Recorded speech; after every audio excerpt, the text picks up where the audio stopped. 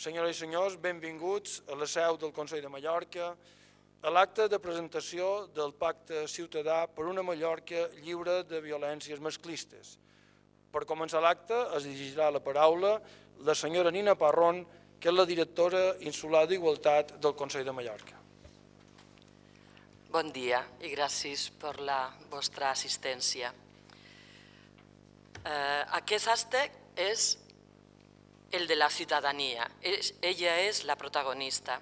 I no tan sols això, també ha estat la que m'ha inspirat per proposar-vos aquesta campanya. Hem comptat amb la col·laboració de la Direcció Insular de Participació Ciutadana per fer-ho. El Pacte Ciutadà per una Mallorca lliure de violències masclistes ha estat possible perquè davant l'horror de les notícies que ens golpegen diàriament, com aquests darrers mesos especialment dolorosos, hi ha persones que no callen. I vull compartir alguns exemples d'això, però en castellano, si me permitís. Está, por ejemplo, Miguel, un ginecólogo de Son Espasas que hace ya unos años, cuando yo todavía era una activista feminista, me llamó por teléfono un día y me dijo: Nina, el servicio de atención a las mujeres violadas en Son Espasas no funciona del todo como tendría que funcionar. Ante esta llamada nos pusimos en movimiento el movimiento feminista de aquí, montamos una campaña y ahora os puedo asegurar, porque de vez en cuando nos lo dicen, que el servicio funciona gracias a que un profesional dio la señal de alarma. Paca, que es una profesora de la UIP, este verano, ya yo siendo directora insular, iba por la ciudad paseando y encontró en el escaparate de una tienda algo que no era, ni siquiera se le puede llamar publicidad sexista, era simplemente una apología de delito, de lo que golpeaba la imagen, y ni corta ni perezosa le hizo una foto, me la mandó y así pudimos hacer la denuncia y tramitarlo ante el Institut Balear de la Dona. Florencia es una ama de casa, una madre de familia que hace 15 días vio que en la biblioteca donde lleva a sus hijas a escuchar cuentacuentos habían elegido un cuento que ella consideraba sexista, un poco casposo de estos. Y ni corta ni perezosa me escribió y me dijo lo que pasaba y lo hemos transformado en algo positivo. Hay ahora ya un listado de cuentos no sexistas para que la red de bibliotecas públicas puedan hacer uso de ellos en vez de los más misóginos y sexistas. Pero no solo eso, sino que el profesional encargado de hacer los materiales gráficos para la campaña, cuando estábamos viendo las pruebas, me dijo de repente un día: ¿y qué es lo que puedo hacer yo, que soy un autónomo y estoy solo delante del ordenador todo el día? Y dije: pues mira, lo mismo, utilizar imágenes no sexistas, dignas para las mujeres, utilizar el lenguaje inclusivo y decírselo a tus compañeras y tus compañeros de profesión. Y esto es lo que él se va a comprometer a hacer con este pacto.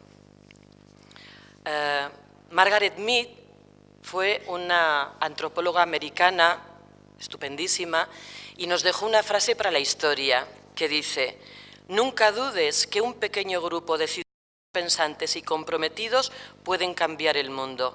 De hecho, son los únicos que lo han logrado. Este pacto es esencial porque la realidad es tremenda. Debemos erradicar de nuestra mente la imagen tópica que nos viene al saber que hay violencia machista, porque lo primero que se nos ocurre es una mujer tumbada en el suelo con un cuchillo en el cuerpo, y esto es solo la punta del iceberg, nada más que la punta, hay mucho más. En Mallorca ahora mismo, siguiendo las probabilidades estadísticas, hay varios cientos de mujeres que están siendo maltratadas. Además, hay cientos de mujeres sufriendo acoso sexual en el trabajo, sufriendo violaciones, que están secuestradas y explotadas sexualmente ahora mismo en esta isla. Debemos trabajar en muchos frentes al mismo tiempo para bajar estas terribles estadísticas. Así pues, la pregunta no es ¿qué puede hacer la sociedad para cambiar esto?, sino ¿qué puedo hacer yo para cambiar esta situación? Y contestar esta pregunta significa querer transformar la realidad en acciones. Instituciones y entidades como vecinales, feministas, culturales, profesionales, sindicales, empresariales, medios de comunicación, que son vitales, pueden participar e involucrarse con acciones que pueden ser pequeñas o ambiciosas, pero continuas en el tiempo, porque son las que hacen que las cosas cambien. Las leyes, las normativas, los protocolos deben existir, como no, pero no son suficientes. Es vital un pacto de toda la ciudadanía y controlada además por la ciudadanía. Por eso este pacto cuenta con una comisión de seguimiento, que los tenemos aquí, y después diremos sus nombres, porque estas personas con nombres y apellidos, una cuestión de transparencia, son las que van a evaluar anualmente qué es lo que estamos haciendo todas las entidades cada año para luchar contra esta lacra.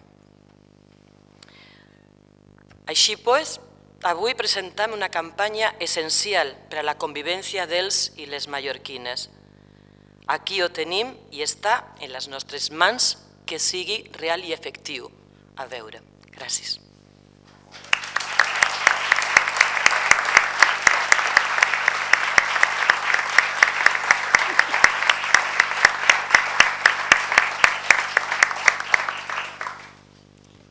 A continuació intervendrà la doctora Esperança Bosch Fiol, que és professora de Psicologia Bàsica de la UIB, que ens donarà a conèixer les xifres i dades que avalen la necessitat de signar aquest pacte.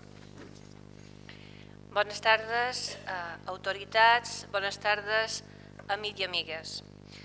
En un dia com avui es fa necessari recordar una de les xacres més greus que afecta directament les relacions entre els homes i les dones, que és universal i transversal, que qüestiona la fortalesa d'una democràcia realment madura, que atenta de manera descarnada als més elementals drets humans i que és la màxima manifestació de la desigualtat i la discriminació envers la meitat de la humanitat.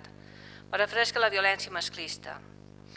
Recordem que, segons la Resolució de Nacions Unides de 1994, la violència contra les dones és tot acte de violència basada en la pertinença al sexe femení que tingui o pugui tenir com a resultat un dany o sofriment físic, sexual o psicològic per a les dones, així com les amenaces de tals actes, la coacció o la privació arbitrària de la llibertat, tant si es produeix en la vida pública com en la vida privada. Per altra banda, la Llei Orgànica 3/2007 del 22 de març per a la igualtat efectiva de dones i homes afirma que la violència de gènere en el marc de la parella o exparella és la manifestació de la discriminació, la situació de desigualtat i les relacions de poder dels homes sobre les dones, que s'exerceix sobre aquestes per part de qui els estigui o hagi estat els seus cònjuges o dels que estiguin o hagin estat lligats a elles per relacions similars d'afectivitat, àdhuc sense convivència.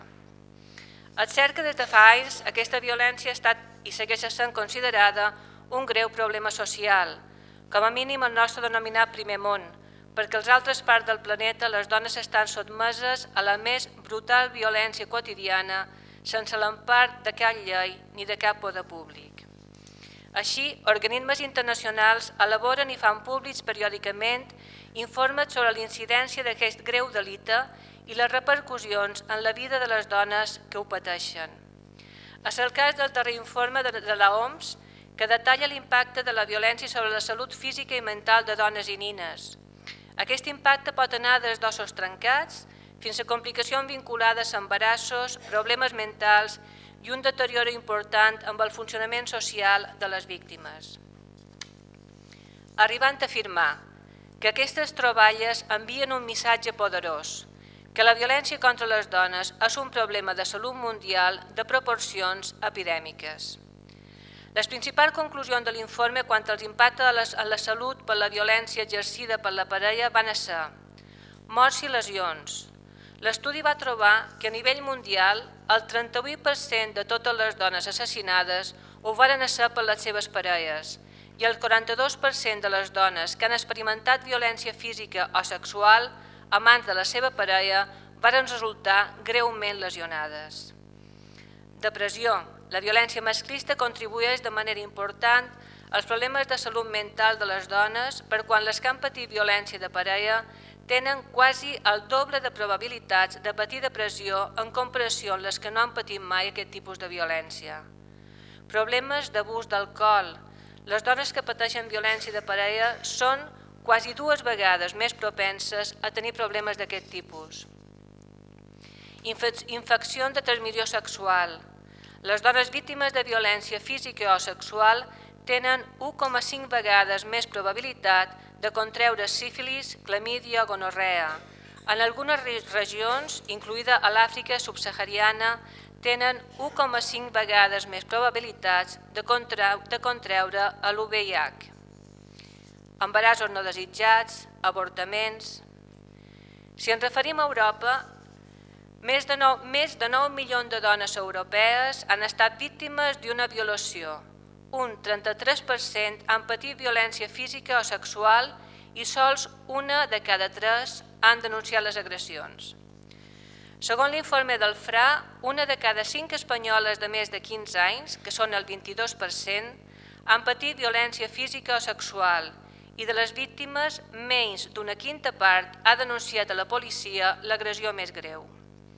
Aquestes dades són l'expressió estadística d'un problema comú que el propi estudi denomina com un ample abús dels drets humans que la Unió Europea no es pot permetre ignorar. La percepció de que la violència de gènere és un problema molt o bastant estès és compartida pel 78% de les dones europees. Per extreure aquestes i d'altres conclusions, l'Agència de Drets Fonamentals de la Unió Europea, que és el FRA, va realitzar una enquesta entre 42.000 dones dels 28 països de la Unió. Es tracta d'un estudi que exposa l'amplitud inacceptable dels abusos que pateixen les europees tant en espais públics com en espais privats. El mateix estudi assenyala que en els 12 mesos previs a la realització de l'enquesta, entre abril i setembre del 2012, 13 milions de dones de la Unió Europea d'entre 18 i 74 anys han estat víctimes de violència física. 1 de cada 5 espanyoles ha patit una violència física o sexual. El 20% de dones de l'estat espanyol de més de 15 anys reconeixen haver estat en almenys una ocasió víctima de maltracte, com rebre bufetades, empentes, potades o cop de punys. Segons aquest estudi, un 6% de les espanyoles de més de 15 anys ha patit una violació. L'intent de ser forçades o han consentit tenir sexe per por a les conseqüències d'una negativa. A més, el 13% de les dones de l'estat espanyol reconeixen haver patit violència física o sexual a mans de l'actual o anterior parella. De les víctimes d'una agressió física o sexual, sols el 20% ho ha denunciat. Ha denunciat el cas més greu a la policia quan l'autor ha estat la seva pròpia parella. Per altra banda, 1 de cada 3 espanyoles reconeix haver patit violència psicològica per part de l'home que diu que l'estima, com que controli el seu comportament o les seves relacions amb amics i amigues, que l'humili en públic o que l'amenaci en fer-li mal a ella o als seus fills i filles, i el 16% relata haver patit tocaments no desitjats. Sols un 14% de les agressions greus es denuncien, així que la majoria de la violència contra les dones segueix amagada i, per tant, els delinqüents no són castigats. Fins aquest mes de novembre hi ha hagut 48 dones confirmades com assassinades a l'estat espanyol i només 8 havien denunciat, de les que 2 tenien ordres de protecció al seu favor, que 2 van ser quebrantades amb el consentiment de la víctima. 44 nins i nines mortes a mans de l'agressor durant l'última dècada i 26 d'aquests durant el període de visites del pare. En 2015, 8 nins i nines mortes per causa de violència de gènere. Aquest és l'any que més víctimes hi han hagut des que es recolleixen les estadístiques. I arribam a la nostra comunitat. Entre 2005 i 2015 24 dones han estat assassinades per les seves parelles i exparelles i sols 3 havien interposat denúncies prèvies. Según las dadas del Observatorio de Violencia Doméstica y de Género escrit al Consejo General del Poder Judicial, a l'estat espanyol es registren cada any unes entre 120.000 i 140.000 denúncies per delites o faltes relacionades amb la violència de gènere i el gros de les sentències en els judicis que es generen són condenatòries. Les nostres illes són la comunitat autònoma que més registres relatius de denúncies ostenten per aquesta causa. Concretament, les illes presenten una ràtio de 22 denúncies per cada 10.000 dones. Algunes dades extretes del Centre Coordinador d'Ordres de Protecció senyalen que s'han produït 117 casos de presó per l'agressor, 1.139 prohibicions d'acostar-se a la víctima, 1.085 prohibicions de comunicació amb la víctima i penes de treball en benefici de la comunitat, 478. El perfil majoritari de les dones ateses el 2014 és el següent. Residents a Mallorca, majoritàriament a Palma, de nacionalitat espanyola i amb un fill o filla de mitja. Per altra banda, el programa d'assistència psicològica, les dades són del 2014, es varen rebre 647 demandes d'assistència psicològica, de les que 452 varen iniciar tractament. El seu perfil és majoritàriament haver patit maltractament psicològic, franja d'edat entre 31 i 41 anys, amb pocs ingressos i no convivint amb l'agressor en el moment d'iniciar el tractament. Però, com han dit abans, les estadístiques no reflecteixen tota la realitat ni de bon tros. Moltes dones de totes les edats i condicions pateixen en silenci una agonia amant de qui diu que l'estima, pot ser que no pot viure sense ella. Aquesta és la gran paradoxa. Utilitzar l'amor com a coartada, pervertir un sentiment que hauria de ser de goig en la justificació de la tortura. Aquesta comunitat viu un moment històric per demostrar que té com a prioritària la lluita contra la desigualtat, la injustícia i la discriminació. Tant de bo no ens defraudi. I per anar acabant, és de justícia que un dia com avui, i en el marc d'aquesta institució tan nostra, recordem aquests noms. Hola, Rosa Maria, Isabel, Margarita, Maria Lluïsa, Soledad, Josefa, Maria Jesús, Núria, Joana Maria, Anne, Esjana, Laura, Olimpia Ketty, Mari Margot, Caterina, Noura, Verònica, Iligia, Ana Maria, Maria José, Pilar, Maria Isabel i Gemma. Totes assassinades a les illes entre el 2004 i el 2015 per homes que en qualque moment varen assegurar que els estimaven. Les 24 varen veure truncades les seves vides, il·lusions i el seu futur i el de les seves famílies i les seves amistats de la manera més cruel. Algunes tenien vides difícils, altres vides acomodades, algunes tenien fills i filles, altres no. Algunes estaven plenament arraigades a la nostra comunitat, d'altres havien vengut dels seus països d'origen cercant un futur millor. Tenien diferents edats, diferents maneres de ser i de pensar, però segurament totes s'estimaren, almenys en qualque moment, a l'home que les va matar. Segurament la majoria no podien creure que el seu company o excompany i el pare dels seus fills i filles que també són víctimes, no ho oblidem, complint les seves amenaces i les atacars fins a robar-los la vida. I potser per això no ho denunciaren, o perquè tenien por, o vergonya, o manca de confiança en les institucions, o perquè se sentien desemparades. A totes elles i les seves famílies el nostre reconeixement emocionat i davant el seu record el compromís de que els seus noms siguin els darrers d'una llista tenyida de sang que ens llança a la cara l'evidència de que no les varen saber protegir.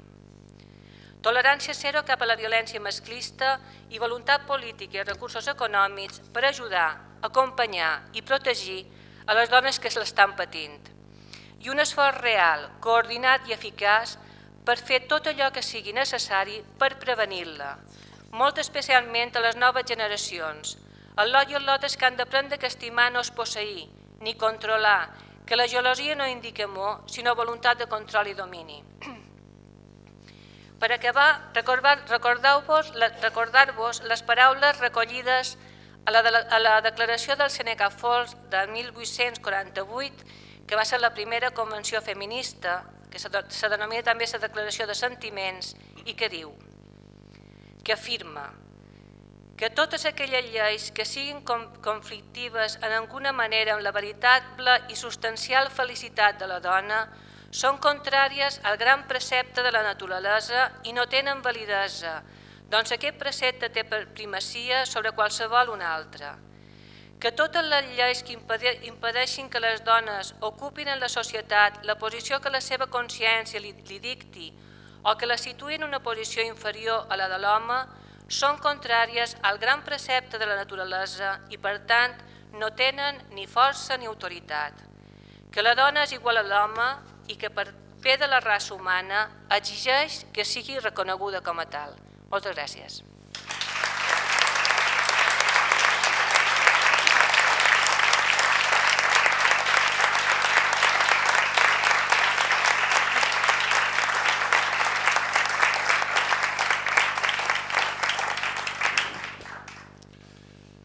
Seguidament, la senyora Nina Parrón es donarà lectura al document d'adhesió al Pacte Ciutadà per una Mallorca lliure de violències masclistes. Este pacto lo tenéis, el texto, en las carpetas. Como veis, la letra es muy pequeñita porque teníamos muchas cosas que decir. La parte de afirmamos y la parte de nos comprometemos a son en total el pacto propiamente dicho.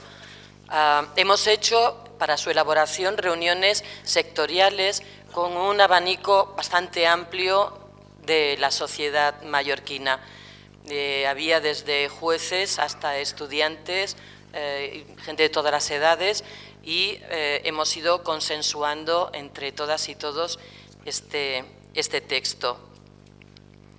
Después, lo que vamos a hacer es seguir trabajando sectorialmente para enriquecer los compromisos y actualizarlos continuamente. O sea que el día de hoy es solo el comienzo de una campaña que va a ser a largo plazo. El texto dice: les dones i homes que vivim a Mallorca a títol individual o com a representants de col·lectius socials, al marge de l'edat, del lloc de procedència, de la cultura, de les creences, de l'estatus social o de la diversitat sexual i de gènere, afirmam que els éssers humans naixem lliures i iguals i els nostres drets tenen caràcter universal, que els drets de les dones són drets humans, que les diferències biològiques i de gènere no justifiquen la manca d'equitat ni la discriminació en l'exercici efectiu dels seus drets i de la possibilitat de gaudir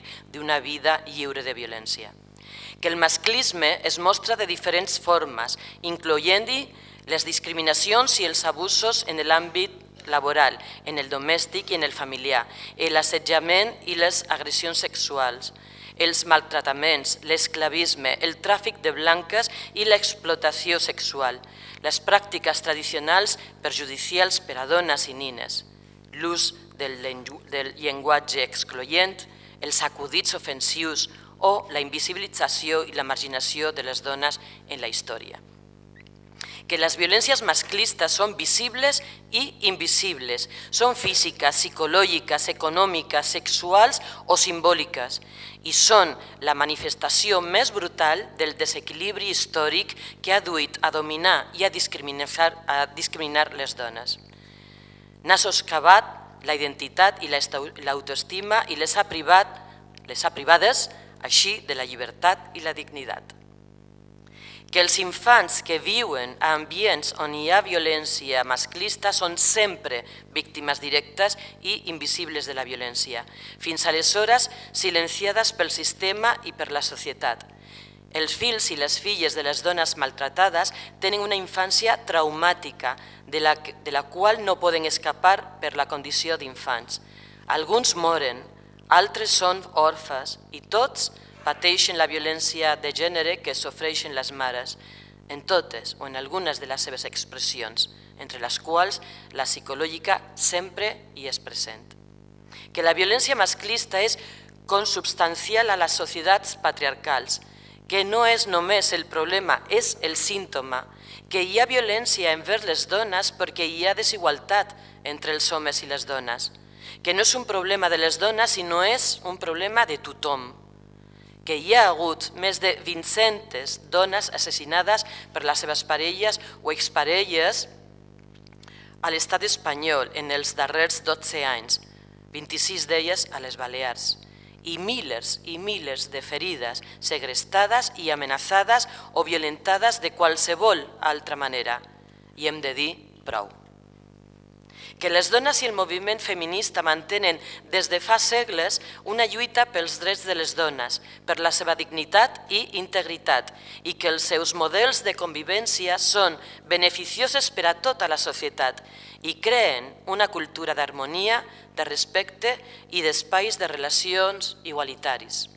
Que la masculinitat s'ha construït socialment com oposada a la feminitat, que la societat es ensenya que reunir manifestacions afectives és comportar-se com un home, que això és lesiu per als homes i per a les persones del seu entorn, que aquest ensenyament es dona en el si de la família i també es transmès per altres agents socialitzadores, que és fonamental actuar sobre aquests comportaments masclistes per aconseguir erradicar la cultura patriarcal. Que el masclisme utilitza aquesta masculinitat hegemònica tradicional per exercir la violència envers les dones i que això s'ha de combatre amb maneres noves de ser home i d'exercir la masculinitat. Que el silenci es fa còmplices i per això hem de rebutjar de manera contundent aquelles actituds quotidianes que sostenen o justifiquen la violència. Que aquestes actituds han de ser reprovades de la mateixa manera que són el racisme o el terrorisme. Que el concepte de corresponsabilitat entre dones i homes trenca la dominació masculina, respecta la diversitat i facilita que assoleixin els drets de la ciutadania i ens condueix, en conseqüència, a una societat més justa i igualitària. Que, com totes les manifestacions i comportaments humans, la violència masclista i les actituds quotidianes que sostenen o justifiquen aquesta violència es poden canviar, que ens podem relacionar d'una altra manera i que per fer-ho calen mesures concretes per aturar la violència, pressupost i voluntat política. Que ja que les violències masclistes afecten diferents àmbits socials, calen els esforços de tots els sectors per fer-hi front i avançar així cap a altres models de vida. Els pobles i les ciutats han de ser educadors per treballar el tema mitjançant xarxes comunitàries. Esto es en lo que respecta al piso que nos ha unido. Los compromisos, evidentemente, no los voy a leer porque lo que aspiramos es que se amplíen y se especifiquen según los sectores que trabajaremos los próximos meses. Pero esto es el suelo en el que vamos a pisar.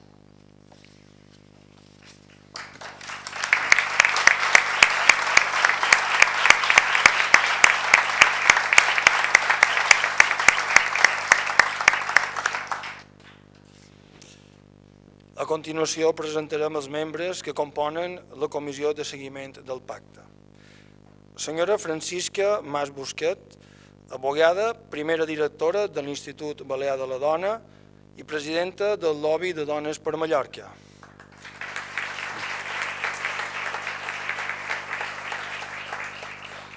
Senyora Maria José Varela, arquitecta tècnica, primera directora insular d'Igualtat del Consell de Mallorca i vocal del Lobby de Dones per Mallorca.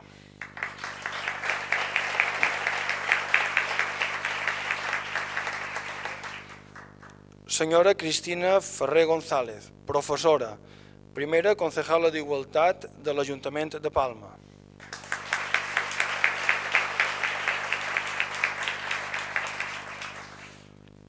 senyor Enrique Collazo Landesa, diplomat en Treball Social, director del Servei d'Acollida Municipal de l'Ajuntament de Palma per a dones que han sofert violència de gènere.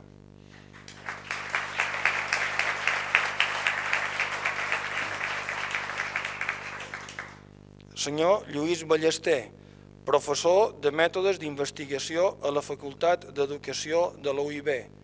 Forma part del grup d'estudi de la prostitució a les Illes Balears i del grup d'investigació i formació Educació i Societat.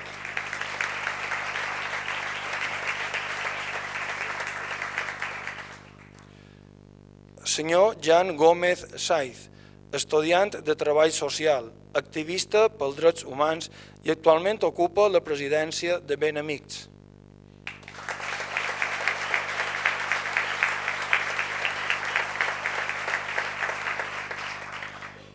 Senyora Antònia Matamala Proens, presidenta del col·lectiu Dones de Llevant, medalla d'honor i gratitud de l'illa de Mallorca a la categoria d'Or.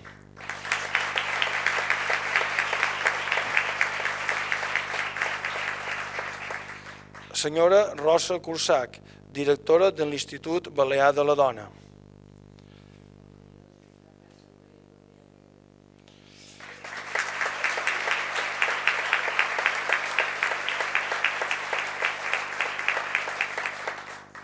Senyor Miquel Àngel Lledó, funcionari, president de l'Associació Homes per la Igualtat Mallorca.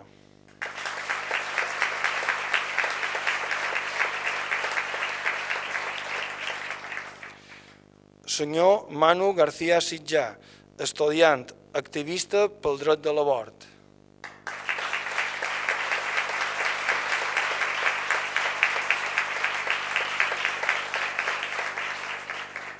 Senyor Julián García, psicòleg d'intervenció social amb àmplia experiència en atenció a víctimes de maltractament.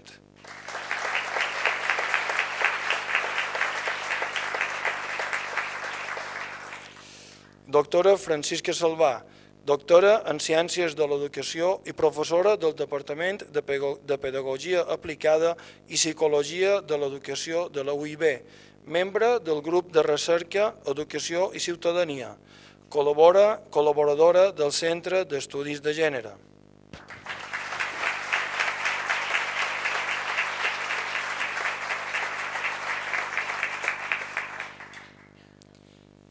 I ja per tancar l'acte intervendrà el president del Consell de Mallorca, el senyor Miquel Ensenyat Riutort.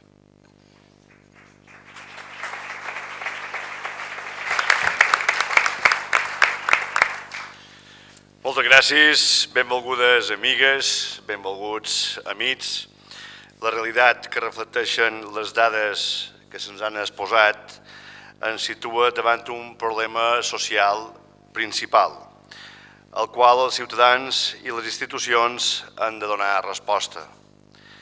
Han d'anar més enllà de les habituals manifestacions de dolor i rebuig i demostrar que la societat no es resigna a conviure amb l'expressió més extrema i brutal del masclisme.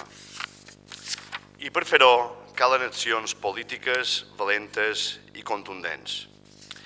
Impulsat per la Direcció Insular d'Igualtat del Consell de Mallorca, el pacte que avui es presenta és un document que recull mesures pactades entre les institucions i la societat civil i que s'anirà renovant anualment.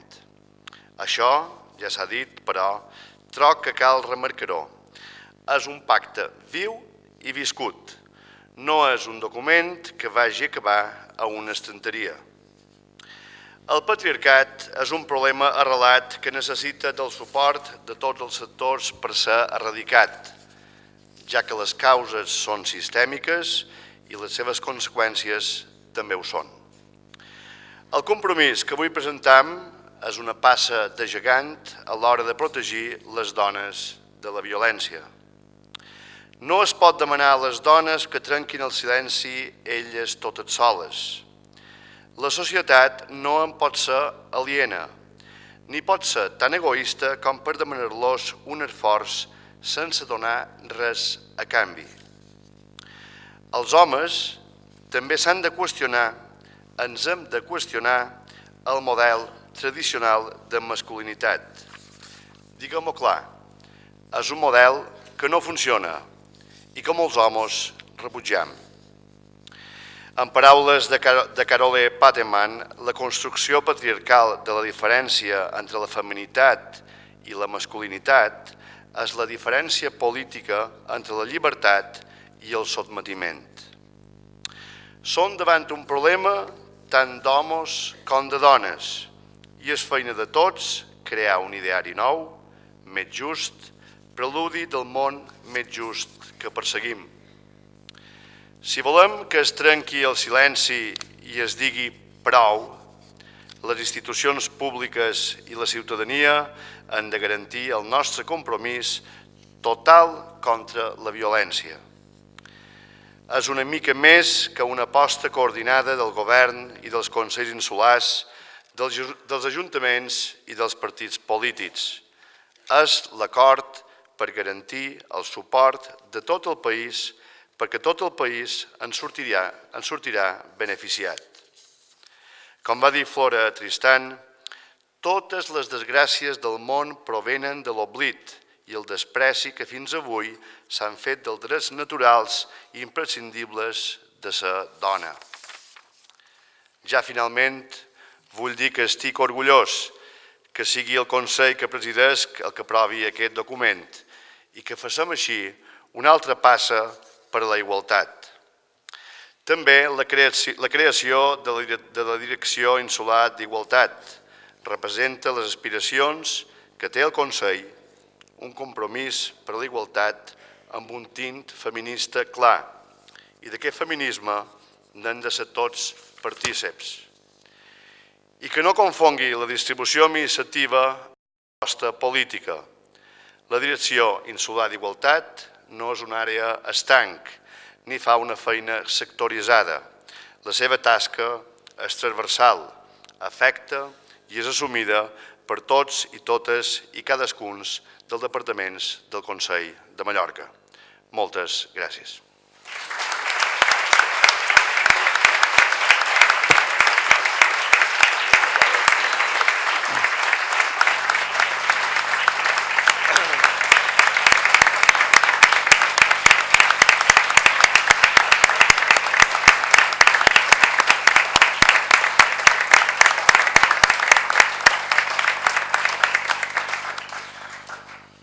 I ara, a continuació, el president del Consell de Mallorca signarà la fitxa d'adhesió.